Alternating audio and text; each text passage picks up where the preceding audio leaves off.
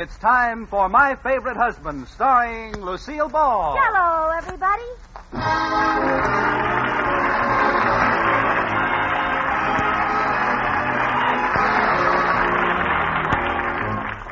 Yes, it's the Gay Family series starring Lucile Ball with Richard Denning, transcribed and brought to you by the Jell-O family of red letter desserts. Oh, the big red letters stand for the Jell-O family. Oh, the big red letters stand for the Jell-O family. That's Jell-O. Yum, yum, yum. Jell-O pudding. Yum, yum, yum. Jell-O tap. The Oka pudding, yes, sirree. And now Lucile Ball with Richard Denning as Liz and George Cooper. Two people who live together and like it.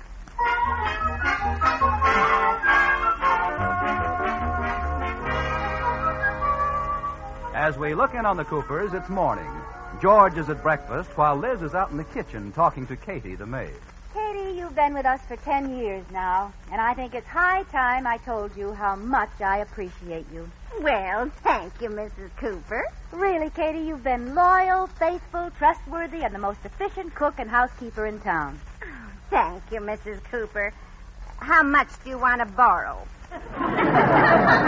Why, Katie, just because I compliment you, it doesn't mean I want to borrow money. Oh, I'm sorry. That remark was suspicious, uncalled for, and all I wanted was $14.95. Will you lend it to me? Mrs. Cooper, I only have one source of income. You. Ooh. I just don't know what to do, Katie. You know that little cuckoo clock I bought George for Christmas? Yes? Well, I paid the jeweler by check. Only I didn't have enough money in my account, so he let me post-date the check ahead to January 13th. And that's today. And you know what? What? It would be just like that dirty stinker to try and cash it. Oh, dear. Well, just let him cash it and see how far he gets. It'll serve him right. But, Mrs. Cooper, if the check bounces, won't Mr. Cooper find out about it? Katie, you don't think I forgot that George works in the bank, do you? I've got it all fixed so he'll never find out. Well, how did you do that? I wrote the check on another bank. But you don't have any money in another bank. What's the difference? I don't have any money in George's bank either.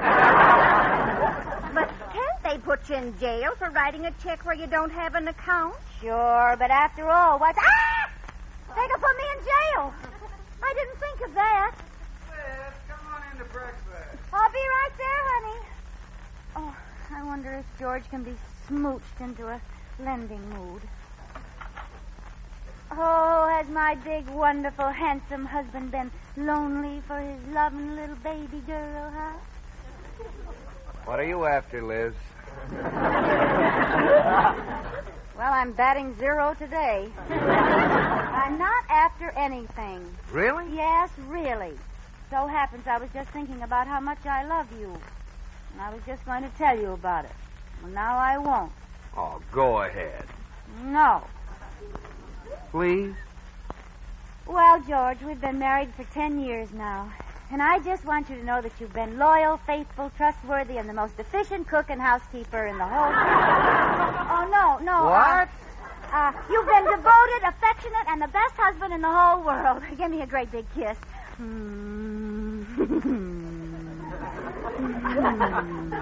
Oh, Liz, I'm glad I married you.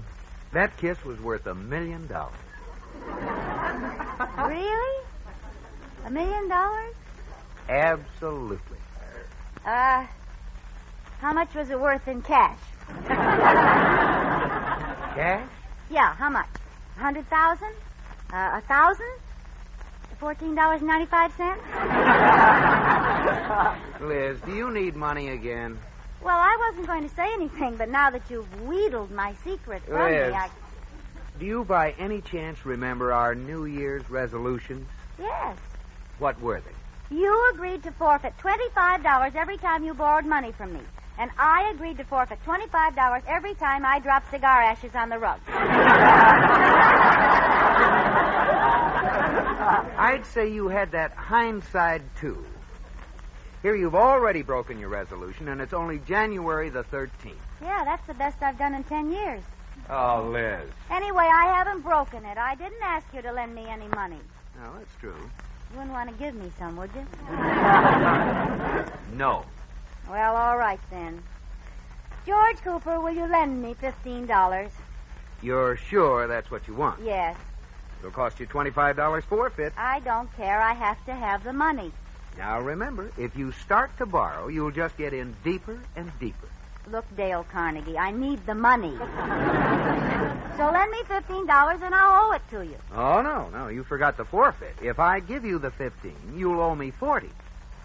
Oh, getting deeper already, isn't it? Yes. Yeah, well, okay, it's a deal. Okay. Well, where's the money? Money? Yes, you owe me $15. Well, you owe me 40. Well, but... I'll tell you what.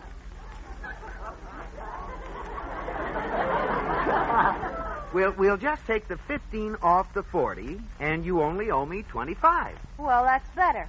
Hey, wait a minute. I didn't lay my hands on any loot. Would you like to borrow another $15? No, thanks. I can't afford it. Never mind, George Cooper. I don't need you to get money from. I have friends.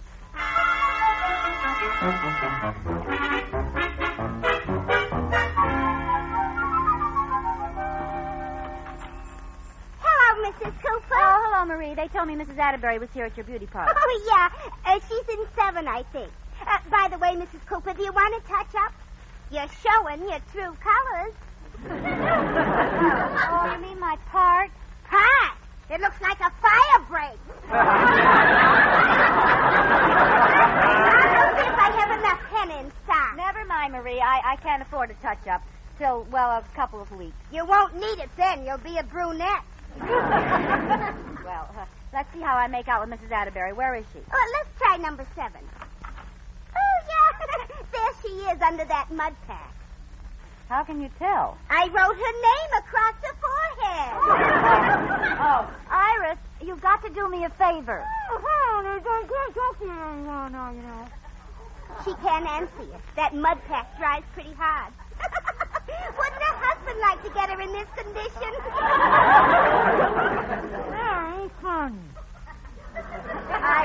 Iris, listen to me. You have to lend me some money. What? So now look what you've done. You cracked the mud pack. Oh, you'll pay for this, girl.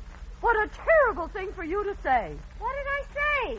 You wanted me to lend you money. Well? I was just getting ready to come over and borrow some from you. Oh, you mean we're both broke? Stony. Rudolph started off the new year with an economy wave.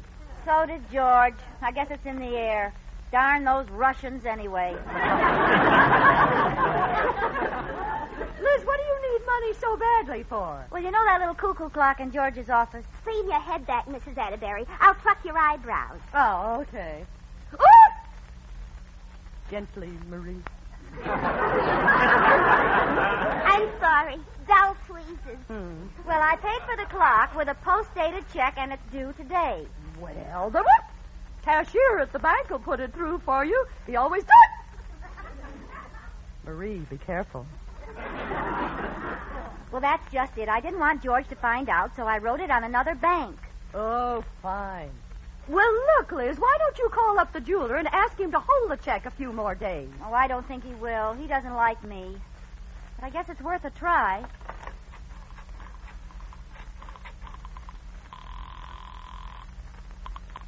Hello? Mr. Haskell, this is Mrs. Cooper. Oh, yes, Mrs. Cooper. Mr. Haskell, today is the day my check is due. Yes, Mrs. Cooper. Mr. Haskell? No, Mrs. Cooper. No what? I am not holding that check a minute longer. Please? No. Pretty please? No. Pretty please with sugar on it? Try pretty please with money on it. Oh, isn't there any way I can appeal to you, Mr. Haskell? Oh, Mrs. Cooper, please, don't start to cry. I can't stand a woman who cries. Oh, Iris, he can't stand women crying. He'll open the floodgates. Marie! Mr. Haskell, have pity on me. My husband doesn't know I'm out of money, and it was a present for him. Oh, please don't make me tell him. I'll do anything if you'll just hold that check for a few days longer. Go on, dearie. You're breaking my heart. Who's this? This is Mrs. Haskell. Crying women don't bother me a bit. What a sneaky thing to do. Well, here you are, Sam. She's dry again.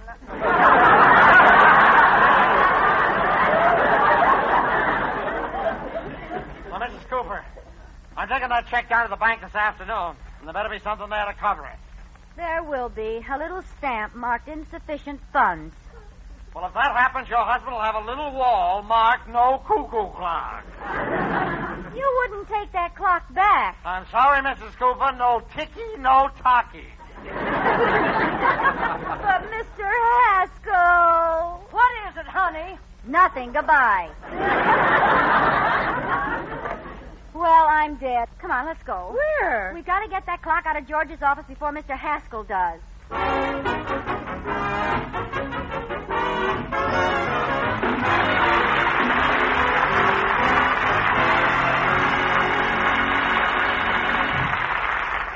Well, I don't know how to get Liz out of this spot, but I do know how to get you out of a spot the next time unexpected company drops in for supper. Just whip them up a wonderful Jell-O dessert in jig time with the new quick setting method. Here's what you do. Dissolve your Jell-O in 1 cup of hot water. Add 1 cup of ice cubes or crushed ice, filling the cup to the brim with water. Stir until the ice melts completely, then put in the refrigerator to chill firm.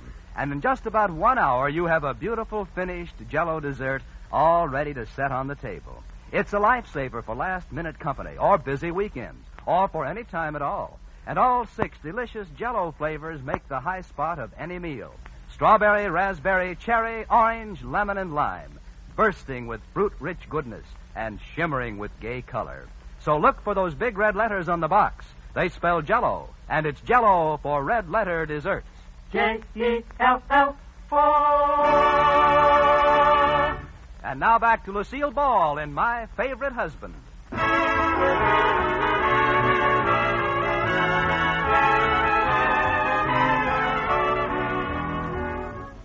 As we look in on the Coopers once again, Liz is speeding to George's office to make off with the cuckoo clock before Mr. Haskell, the jeweler, arrives to repossess it. Meanwhile, in his office, George Cooper is just getting ready to go out to lunch.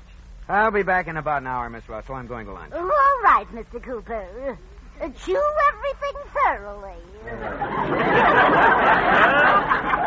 Oh, by the way, that new cuckoo clock is running down. Would you please wind it for me? You don't mean you're going to kiss that thing. Certainly. Oh, but it's so corny. Look, Miss Russell, my wife gave me that clock for Christmas, and I happen to think it's wonderful. Do you understand? Perfectly. You think it's corny, too, but you're stuck with it. Exactly. Well, I'll wind it. Thank you. I'll be back at 1.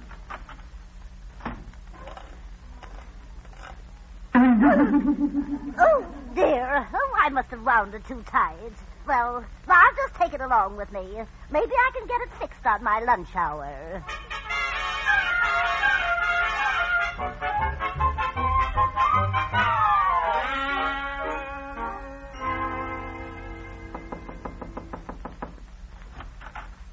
George?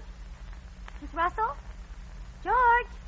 Oh, good, Iris. They must be out to lunch. What a break. I'll just grab the clock and leave before anybody gets... Where is it? I don't see it anywhere. It was right on the wall yesterday. Iris! You scared me. Why? Mr. Haskell's already been here. Do you think so, girl? Of course. I was going to sneak in here and get the clock, and he sneaked in ahead of me. I've been out snucked. Well, what are you going to do now?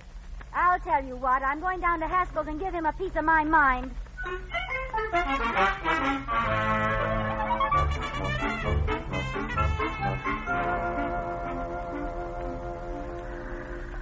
Well, there's the shop. Now, we'll see him. Well, how do you like that, Iris? What? He's got George's cuckoo clock back in his window already. You were right, Liz. How do you do, ladies? Oh, Mrs. Cooper. Well, what do you have to say for yourself, you big Indian giver?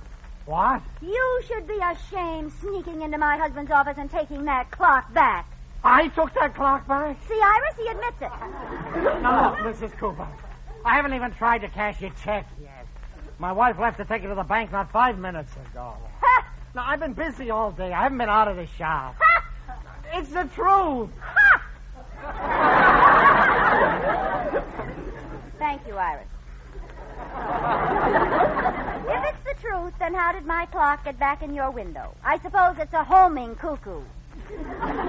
That's not your clock, Mrs. Cooper. That's one just like it. Now, look, ladies, I'm not a well man. The Christmas season always takes a lot out of me. I'd like my clock, please. Now, look at these hands of mine. You see how they're trembling? I have to repair 5 watches this afternoon. With these hands, I couldn't overhaul a sundial. Oh, come on, Liz. I'm coming, but I'll tell you one thing, Mr. Haskell. I'll never set foot in your store again. Well, thank you. That helps, but I'm still in bad shape. Oh, he makes me so mad. Calm down, Liz. There's nothing you can do about it. Oh, yes, there is. What? I don't like the look on your face. I'm going to snitch my clock back. But that's stealing. It is not. It's my clock. But you haven't paid for it. I have to. He has my check. That's right. So he stole the clock from me, and I'm just getting back what's rightfully mine. He's the crook. No wonder his hands were shaking. Now, I'll tell you how I've got it planned. One of us will stay out here and keep watch, while the other one goes in and gets the clock. Okay. And for heaven's sake, Iris, don't drop it. Don't worry, I'll go... Oh, no, you don't. You go in and I'll stay out here. Well, I got a better plan. What is it this time? I'll go in and you go home? No, I'll wait out here while you go in and divert his attention. By doing what? A striptease? No, he's shaky enough already. Now, just a minute. I'm kidding. Look, Iris, I'll do all the dirty work. I'll go in and get him to go to the back of the store for something.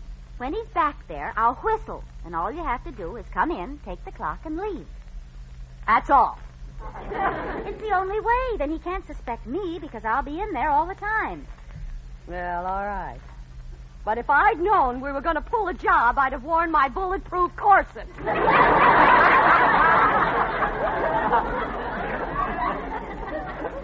Now remember, Iris, come in as soon as I whistle. Good afternoon. Mrs. Cooper, what now? Now, don't worry, Mr. Haskell. This is not about the cuckoo clock. I'd like to look at some jewelry.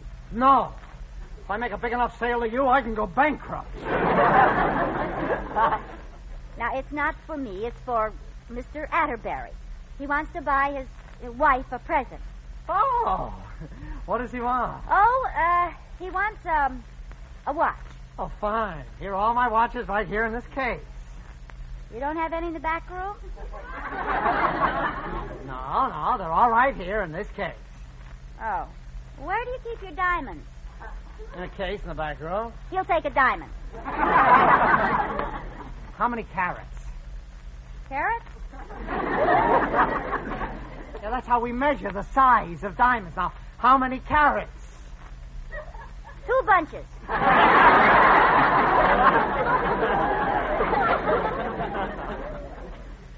Please, Mrs. Cooper.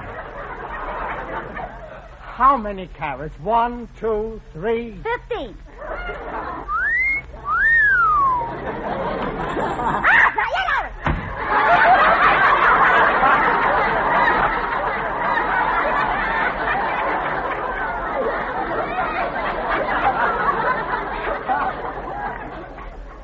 What's the matter? I had a pain in my side. Yeah, but I I thought I heard a door slam. Oh, no, it was my side. I have shingles.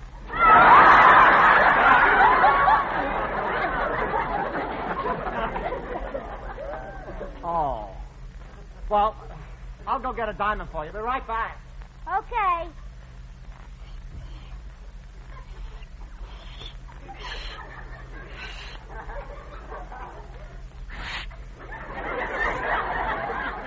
Mr. Haskell! Yeah? You sure whistle beautifully. How do you do it? Oh, it's nothing.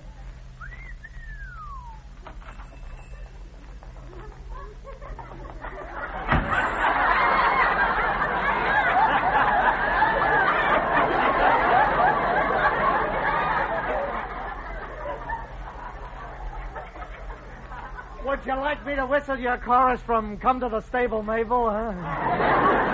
No, thanks. Well, I'll be running along now. Goodbye. Hey, wait a minute. What about this diamond?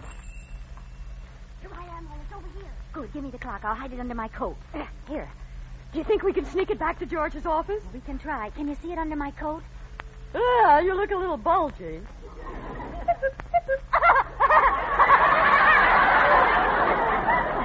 it tickles. Come on, let's go.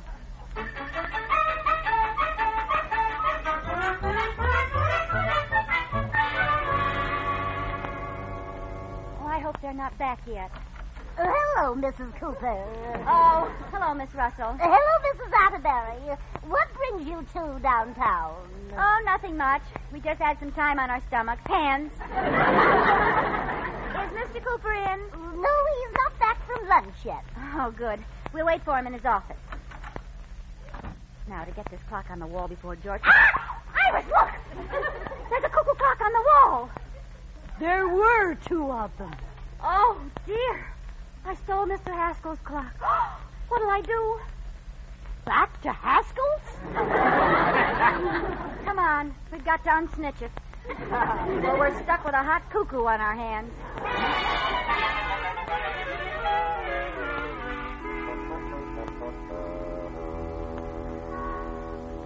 There's Haskell's.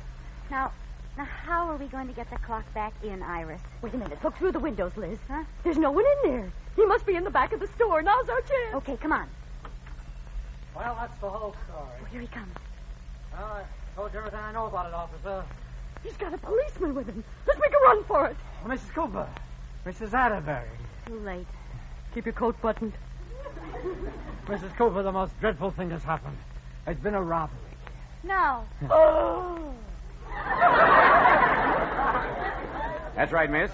It's a robbery, all right. I don't understand it. Neither do I. Why would anyone steal a cuckoo clock?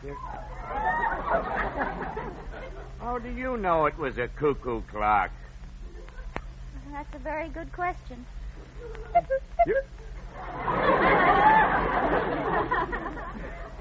What was that? What? I didn't hear anything. I didn't either. Well, I did. What do you think I am? You go... Huh? Oh, I heard something that time. Iris, do you have the hiccups again? Hiccups? Oh, yes, yes! Yes, I always hiccup like that. Cuckoo, cuckoo!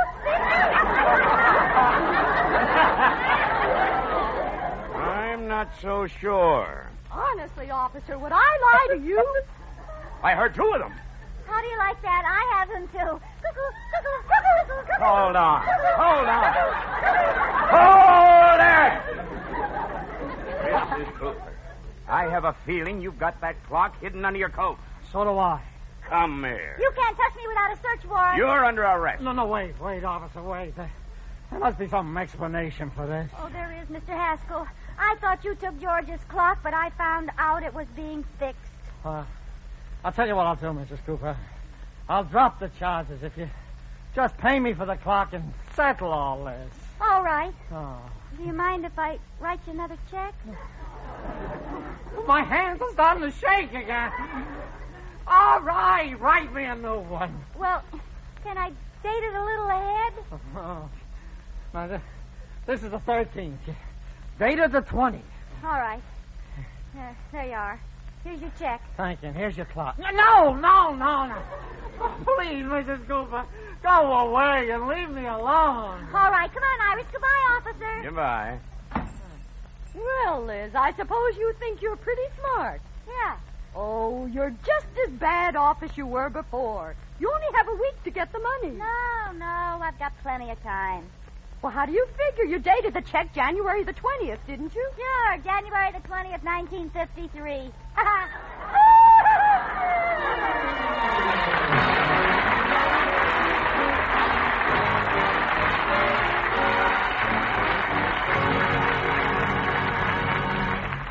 Well, it takes Liz to come up with a surprise ending, same as Jell-O. And say, be sure to look in leading magazines for January for a full page of brand new Jell-O treats. Easy to make. And all delectably good to eat. You'll find sparkling strawberry Jell-O party cake, gay Jell-O clown faces, and crested apple fluff. A winner if ever there was one. Foamy whipped lime Jell-O topped with sparkling plain lime Jell-O and filled with tempting applesauce. It's pretty as a picture and tastes like a breath of spring with that fruit-rich tart lime flavor. So be sure to look it up in leading January magazines with a picture that'll make you hungry. All 6 delicious Jell-O flavors are bursting with wonderful true fruit goodness. Strawberry, raspberry, cherry, orange, lemon, and lime. Flavors so rich and refreshing, it reminds you of the orchard and the berry patch. Look for those big red letters on the box. They spell Jell-O, and it's Jell-O for red letter desserts.